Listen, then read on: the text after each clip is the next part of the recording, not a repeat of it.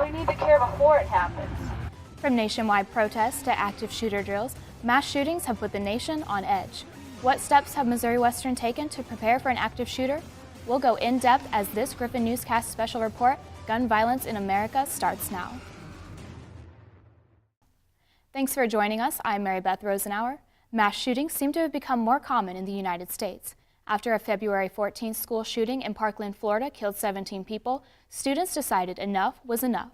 On March 24th, students and teachers across America gathered to protest gun violence. Griffon News' Chloe Rain was at a St. Joseph March for Our Lives and has this report.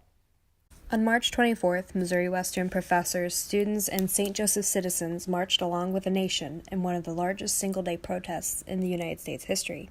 Around 300 people marched in the March for Our Lives protest on the North Belt Highway because of a shared concern about gun violence in schools. One of the student speakers was Central High School junior Jessica Miller, who said Americans need to take action to prevent shootings from happening in the future. It's important for people to realize that it's about more than them.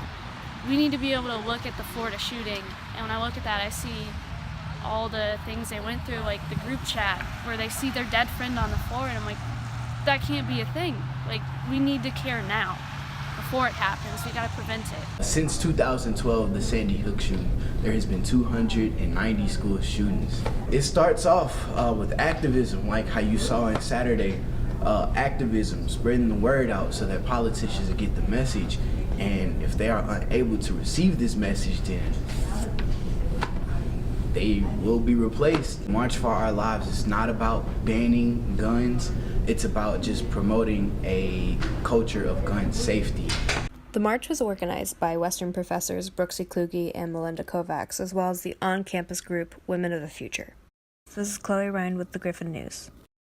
Student and adult activists across the country continue to work for common-sense gun reform. One proposed solution to these mass shootings has been to make gun-free zones a thing of the past. Lawmakers are working to make that a reality in the state of Missouri. According to the Kansas City Star, the Guns Everywhere bill would allow people to carry concealed weapons in places like churches, bars, daycares, and college campuses.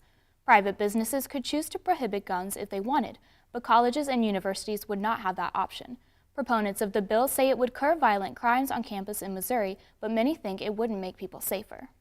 I think with the increasing danger in public properties, I think that it's a necessity. I know that people get scared of guns, but I think when there's a presence of guns, that fear drives out the opportunity for people to attack. Be from high school to college, if anyone has the right to bring a gun, that's not a school I want to be at. I mean, it's not a place for it. This is a place of learning. If a bad person is going to come shoot someone up, they're not going to see a gun-free zone and say, okay, I can't bring any gun in here. I think all the good people should be able to protect themselves at all times.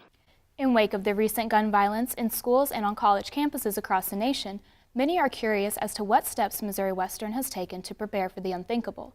The Griffon News decided to take a closer look. Here's what we found.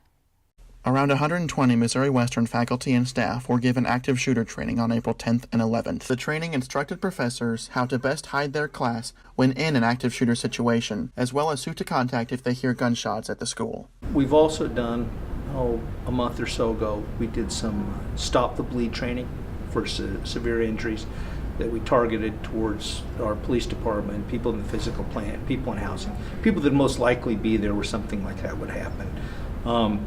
We constantly do that. We do suicide prevention training for the faculty at the start of the year. Our police department, right now we have several officers out doing, I think, what they call critical incident training, dealing with people that may have mental illnesses or something like that. One example brought up during the training was a recent situation in which someone on campus contacted the Western Police Department because there was a suspicious person who looked like he was holding a gun. The suspicious object turned out to be a tire iron. Figured that out literally within 45 seconds of the call. But there was a certain social media barrage afterwards. We take security seriously, but we can't do it alone. We need people to help participate in it. If they see something wrong, we want to know about it. If they see something brewing, we want to know about it. With photographer Chloe Ryan, this is Elijah Smith reporting for the Griffon News. Our thanks to the reporting team that put that story together. And thank you for watching. As always, you can find out more about all the headline-making stories at Missouri Western by picking up a copy of the Griffon News or logging on to thegriffonnews.com. I'm Mary Beth Rosenauer. Thanks again for watching the Griffon Newscast.